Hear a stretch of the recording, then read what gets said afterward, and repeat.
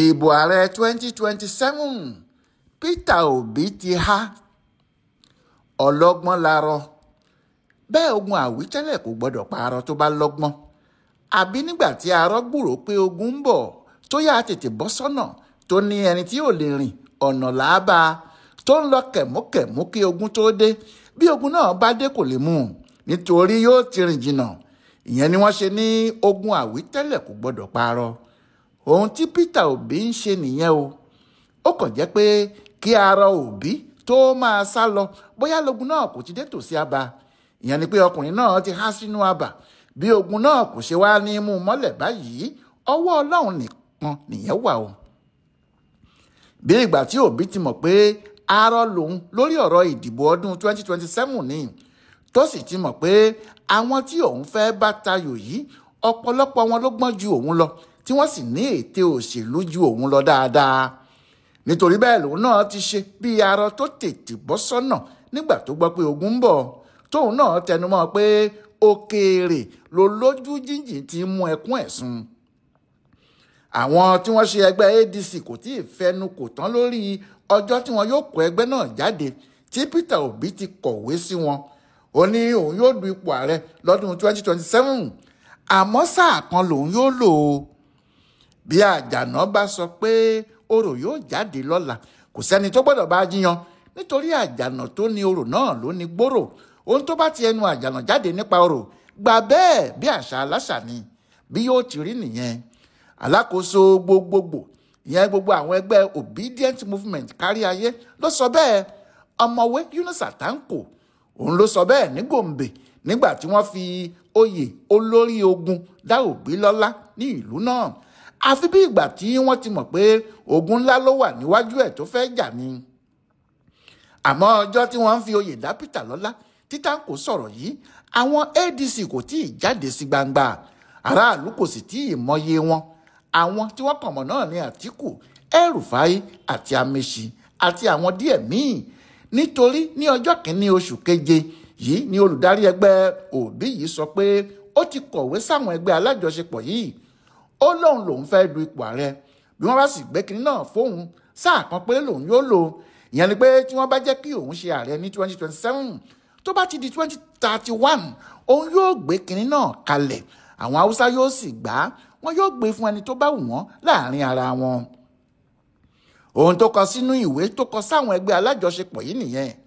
bẹ́ẹ̀ àwọn yẹn kò tí ì pàdé rárá nígbà náà ọjọ́ kẹta lẹ́yìn ìwé tí Peter Obi kọ sí wọn ni wọ́n tó pàdé ó sì dàbí pé nígbà tí òun náà dé pàdé torí àwọn gídìgbọ́n kú ẹ̀dá tí wọ́n wà níbẹ̀ ẹ̀rù Ọlọ́run bà á bóyá yóò dára rẹ̀ lẹ́bi pé òun kọ̀wé ni o tàbí yóò dára rẹ̀ láre pé òun ṣe dáadáa ni o oníkùn ló mọ̀ọ́kà ní elételèté ń yé òun nìkan ló lè sọ àwọn olóṣèlú gbọ́n o Peter Obi náà gbọ́n ó kàn jẹ́ pé kò sí bí ọmọdé ṣe lè tètè jí tó ni ọ̀nà náà ni yóò bá kùkùté Peter Obi fẹ́ yí Àtíkù lágbódà síná ni bóyá Àtíkù yóò wá gbà bẹ́ẹ̀ ni ẹnìkan ò lè sọ ohun tí Àtíkù fẹ́ gan ni Peter Obi fẹ́ gbà lọ́wọ́ ẹ̀ yẹn ìdí ni pé Àtíkù ló ti ń pariwo tẹ́lẹ̀ pé sáà kan náà lòun yóò ṣe àwọn èèyàn sì ti ń sọ pé tó bá jẹ́ sáà kan náà ló fẹ́ ṣe kó fi Obi ṣe igbákejì ẹ̀ tí òun bá sì gbéjọba sílẹ̀ Obi yóò hàn kínní náà àmọ́ Obi gbọ́n jù bẹ́ẹ̀ lọ kò fẹ́ irú ètò bẹ́ẹ̀ rárá ohun tí Obi kò ṣe lè fẹ́ irú ẹ̀ ni pé ọgbọ́n burúkú ni wọ́n jọ ń ta fúnra wọn Àtíkù kò lè dúró de ọdún mẹ́rin míì pé kó jẹ́ 2031 nígbà tí yóò ti di ọmọ ọdún márùndínláàádọ́rùn-ún 85 béèyàn bá gbé irú ẹni bẹ́ẹ̀ sórí àga bí olórí orílẹ̀-èdè kan àfàìmọ̀ kí orílẹ̀-èdè náà má parun nígbà tí ààrẹ wọn kò bá lè ṣe kinní kan mọ́ Àtíkù mọ̀ pé ohun tó dáa fóun jù ni kí òun du ipò ààrẹ kí òun sì wọlé ní 2027 pé tí eléyìí bá ti bọ́ kí òun sì lọ sílé kí òun lọ máa bá àwọn ọmọ òun ṣeré lókù ẹnìkan kò tún gbọ́dọ̀ gbúròó òun nídìí pé òun tún fẹ́ du ipò ààrẹ Nàìjíríà ohun tí òun ti ń dù láti ọdún 1993 ìyẹn ló ṣe jẹ́ gbogbo àlùwàlá ológbò pátá àti kẹrànjẹ ni o Àtíkù kò wá oúnjẹ sẹ́nu ẹnìkan lórí ọ̀rọ̀ ìbò tó ń bọ̀ yìí ọ̀fun ara ẹ̀ ló ń wá oúnjẹ sí àwọn tí wọ́n ń wòye bí ọ̀rọ̀ náà ti ń lọ ti kọ́kọ́ ń sọ pé Àtíkù lè juwọ́ sílẹ̀ fún àwọn ọmọ kéékèèké láti du ipò náà tó bá yá. Àmọ́ àwọn tí wọ́n mọ ọkùnrin náà dáadáa ní ọ̀rọ̀ rẹ̀ kò yàtọ̀ sí ti ìjàpá tó bu òkèlè ràǹdù tí ọmọ rẹ̀ wá gbẹ́nu sókè pé kí bàbá òun ju kinní náà sóhun lọ́fun. Àmọ́ tí ìjàpá dá lóhùn pé ṣé ó gbọ́ irú ẹ̀ gbọ́ òun rí ni, èèwọ̀ ìdílé àwọn ni, àwọn kì í jẹun kù fúnra wọn. Ohun tí Àtíkù àti àwọn èèyàn ẹ̀ ń sọ fún Òbí nìyẹn pé kó ní sùúrù kí Àtíkù kọ́kọ́ lọ. Bẹ́ẹ̀ Òbí náà mọ irú ọgbọ́n yìí o. Ó mọ̀ pé ẹni yòówù tó bá wá láti ìsàlẹ̀ odò Ọya, ìyẹn láti South, ilẹ̀ Yorùbá tàbí ilẹ̀ Ìgbò, ìyẹn náà kò lè du ipò ààrẹ ní 2031 nítorí lásìkò náà àwọn ará òkè Ọya ní North ni yóò kàn. Bí ọmọ Yorùbá tàbí Ìgbò kan bá sì dìde láti ní òun yóò du ipò ààrẹ nígbà náà, wọn yóò kàn fi dá ogun sílẹ̀ lórílẹ̀‐èdè yìí ni. Nítorí bẹ́ẹ̀ bí kinní náà bá ti lè bọ́ lọ́wọ́ òun Òbí ní ọdún 2027, àfi tó bá tún lè dúró ọdún 8 míì, ẹni tí yóò wá dúró de Peter Obi fún odidi ọdún 14 míì, nígbà tí òun náà yóò ti máa kanlẹ̀kùn 100 ọdún ni kò sẹ́ni tó lè fògùn ẹ̀ gbárí. Ohun tí Peter Obi ti ṣe tètè mú ìwé wá rèé tó fẹ́ kí ẹgbẹ́ alájọṣepọ̀ yìí fi dandan lé fáwọn tó kù pé òun lòun gbọ́dọ̀ du ipò ààrẹ lórúkọ ADC tuntun yìí nítorí òun ni kinní náà tọ́ sí jùlọ. Àmọ́ inú àwọn tí wọ́n jọ wà nínú àjọṣepọ̀ náà kò dùn rárá. Wọ́n ní kí ló ń kán Peter Obi lójú, ṣebí ìbá tiẹ̀ fún ara ẹ̀ ní sùúrù, àbí èwo léré tó ń sá bí ẹni tí tẹ́rẹ́là fẹ́ kọlù, pé ṣé ó wá rò pé òun gbọ́n ju àwọn tó kù lọ ni. Àwọn tí wọ́n ń sọ̀rọ̀ yìí mọ ohun tí wọ́n ń sọ o. Alága ẹgbẹ́ ADC tí gbogbo wọn ń rọ́ lọ yìí, Ralph Nwosu, fẹ́nu ara ẹ̀ sọ pé bí ADC ṣe wà báyìí, àwọn bíi 7 ni wọ́n ti fi hàn pé àwọn fẹ́ du ipò ààrẹ, pé àwọn kò bá ohun méjì wá síbẹ̀ ju ipò náà lọ. Nígbà tí ẹni 7 bá fẹ́ du ipò ààrẹ nínú àwọn tí wọ́n kó ara wọn jọ yìí, ǹjẹ́ wọn ò ní fún Peter Obi pa bẹ́ẹ̀? Ohun tó burú nínú ọ̀rọ̀ yìí tí kò sì mú nǹkan dẹrùn fún Peter ni pé gbogbo àwọn èèyàn tí wọ́n jọ ń ṣe àṣepọ̀ yìí ni wọ́n ń kó àwọn èèyàn tí wọ́n bọ̀ sínú ẹgbẹ́ tuntun náà, ìyẹn ADC. Àtíkù ní èrò tiẹ̀ lẹ́yìn tó ń kó bọ̀, bẹ́ẹ̀ sì ni irú àwọn bíi Amechi. Àmọ́ Labour tó yẹ kó dúró ti Obi, àwọn ẹgbẹ́ náà kò dúró tì í. Kódà ìjà ni wọ́n ń bá a jà lọ́wọ́lọ́wọ́ báyìí, tí wọ́n sì kọ̀wé sí pé àwọn ti fún un ní gbèdéke o pé kó yọ ara ẹ̀ kúrò nínú ẹgbẹ́ Labour láàrin ọjọ́ 2 péré, pé tí kò bá ṣe bẹ́ẹ̀ àwọn fúnra àwọn yóò lè dànù nínú ẹgbẹ́ àwọn. Ṣé ìjà ti wà láàrin òun àti àwọn aláṣẹ ẹgbẹ́ Labour tẹ́lẹ̀? Ìjà náà sì le díẹ̀ nítorí àwọn náà ti múra pé kì í ṣe òun ni àwọn yóò fà kalẹ̀ nínú ẹgbẹ́ Labour, ẹlòmíì ni. Ẹni tí ìyẹn yóò jẹ́ ni kò sẹ́ni tó tí ì mọ̀. Ẹni tó bá rántí dáadáa tó bá ń tẹ̀lé Peter Obi àti ẹgbẹ́ Labour pàápàá lásìkò ìbò 2023 tó kọjá lọ yìí, tọ̀hún yóò mọ̀ pé ọ̀tọ̀ ni ẹgbẹ́ Labour, ọ̀tọ̀ ni Peter Obi àtàwọn èèyàn ẹ̀.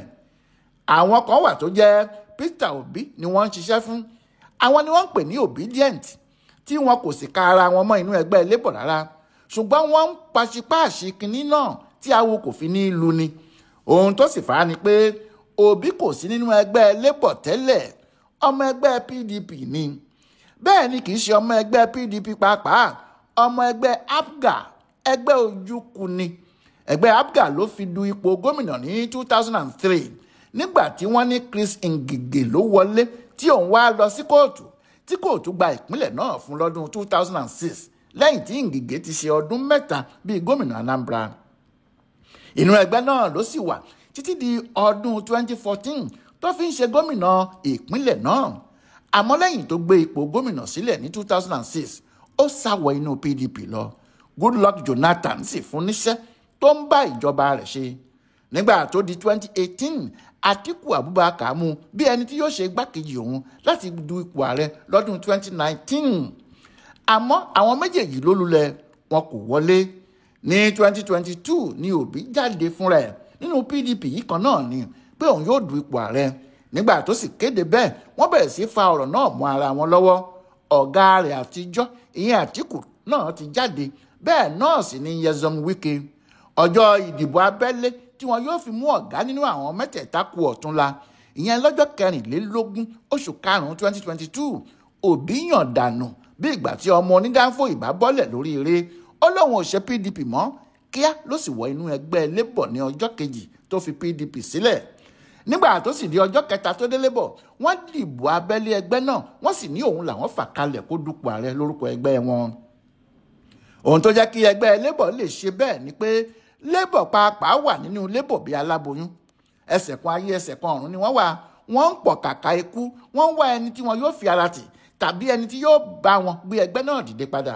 Bí kò bá jẹ́ bẹ́ẹ̀, báwo lèèyàn yóò ṣe wọ inú ẹgbẹ́ òṣèlú kan lónìí tí yóò sì di ẹni tí yóò du ipò ààrẹ lórúkọ ẹgbẹ́ wọn lọ́la? Ẹgbẹ́ Labour ti fẹ́ kú nítorí gbogbo àwọn tí wọ́n jẹ́ igi lẹ́yìn ọgbà tẹ́lẹ̀, àwọn bíi Olúṣẹ́gun Mímíkò àti Adams Oshiomhole ti kúrò nínú ẹgbẹ́. Àmọ́ lóòótọ́ ni Peter Obi sáré wọ inú ẹgbẹ́ Labour o. Ìwà òun àti ẹgbẹ́ náà kò jọ ara wọn. Ìdí ni pé àwọn òṣìṣẹ́ Nigerian Labour Congress ni wọ́n dá ẹgbẹ́ Labour yìí sílẹ̀ ní 2003. Àwọn òṣìṣẹ́ ló ní ẹgbẹ́ wọn. Peter kì í ṣe òṣìṣẹ́ ìjọba, òun kàn wá ẹgbẹ́ tí yóò fi du ipò ààrẹ ni. Ó sì rí inú Labour kó sí. Nígbà tí àwọn olórí ẹgbẹ́ náà wá rí bí èrò ti tẹ̀lé Peter Obi wá, wọ́n gbà fún un. Àmọ́ wọ́n ní àwọn làwọn ní Labour àwọn o. Ó gbọ́dọ̀ máa forí balẹ̀ fáwọn, kó sì máa wá sọ gbogbo ìrìn rẹ̀ fáwọn, kí àwọn sì máa fún un láṣẹ ohun tí yóò ṣe. Lọ́rọ̀ kan, àwọn òṣìṣẹ́ fẹ́ kí ẹgbẹ́ Labour di ti àwọn padà. Bí àwọn yóò bá sì fa Obi kalẹ̀ ní 2027, àwọn yóò mọ̀. Bí àwọn ò sì ní fà á kalẹ̀, ọwọ́ àwọn nìyẹn yóò ti wá jàre. Ìjà tí wọ́n ń jà lọ́wọ́ nìyẹn. Ariwo tí wọ́n sì ń pa náà ni pé Obi kò sọ fáwọn pé òun ń lọ bá ẹgbẹ́ kan ṣe àṣepọ̀. Bẹ́ẹ̀ ni ẹgbẹ́ Labour kò lè bá irú àwọn èèyàn bíi Àtíkù àti El-Rufai ṣe nǹkan kan papọ̀ torí ọ̀tá mẹ̀kúnnù ni wọ́n, ọ̀tá òṣìṣẹ́ ni wọ́n ń ṣe. Ìyẹn ni wọ́n ṣe ní kí Obi jáde kúrò nínú àṣepọ̀ náà ní kíámọ́sá tàbí kó kúrò nínú ẹgbẹ́ àwọn.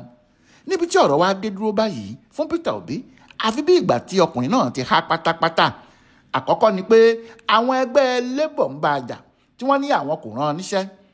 Ìwé tó sì kọ sí ẹgbẹ́ ADC pé òun lòun fẹ́ du ipò ààrẹ kò jọ pé àwọn Àtíkù yóò jẹ́ kó ṣiṣẹ́ o. Ìyẹn ni pé bó bá dúró nínú ẹgbẹ́ alájọṣepọ̀ kò jọ pé àwọn yẹn yóò fà á kalẹ̀.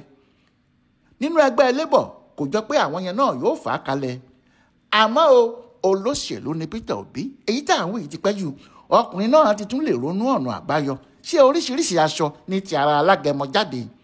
Àmọ́ ní báyìí Peter ti há bí yóò ti yọ lókù tó ń wá kiri. Ọlọ́run sì bá a ṣe ṣá o. Àwọn tí wọ́n gbẹ́ kòtò kò gbẹ́jì, òun náà tó sì rà sínú ẹ̀ kò dá lẹ́sẹ̀. Ó kàn jẹ́ pé alátiṣe lókù tí yóò mọ àtiṣe ara ẹ̀ ní. Ọláyíwọlá Alága ló yẹ ọ̀rọ̀ Peter Obi yìí wò fún Ibùdó Àgbáyé fún àṣà àtiṣe Yorùbá World Center nínú ọgbà Yunifásítì Ìbàdàn. Ẹ kú dédé àkókò yìí o.